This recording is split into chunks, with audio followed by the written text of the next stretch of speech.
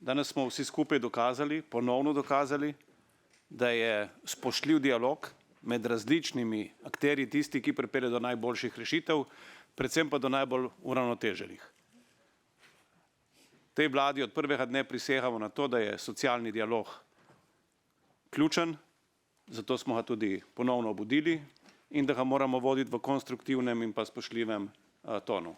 In jaz sem prepričan, da ravno današnji podpis dokazuje to v najboljši možni luči.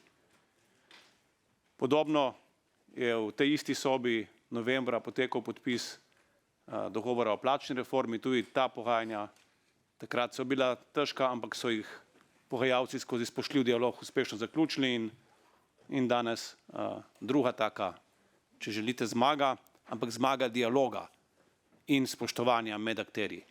In to bi rad poudaril posebej in vsakič znova, zaradi tega, ker verjamem, da na ta način bomo tudi kot družba najbolj prosperirali.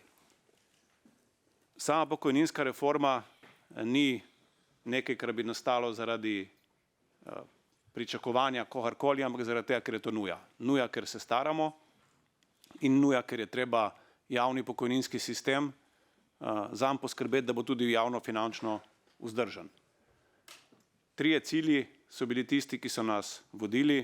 Na eni strani poskrbeti za ustrezne pokojnine sedanjih upokojencev, na drugi strani poskrbeti, da bo pokojninski sistem vzdržal še dolga leta in da bo javna blagajna lahko izplačevala ustrezne pokojnine tudi v prihodnosti in na tretji strani poskrbeti za zaupanje tudi mlajših generacij v to, da ko prišel njihov čas za upokojitev, bodo pokojnine še naprej ustrezno visoke oziroma dostojne.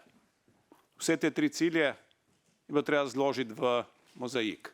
In jaz sem ponosen, da je to vsem socialnim partnerjem uspelo, bi se pa v tem posebej zahvalil najprej ministru Mescu, ki je vodil ta socialni dialog in reformo, potem pa tudi podpredsedniku Boštjančiču in ministru Hanu z vladne strani, ki sta vodila pač pogajalsko ekipo vlade.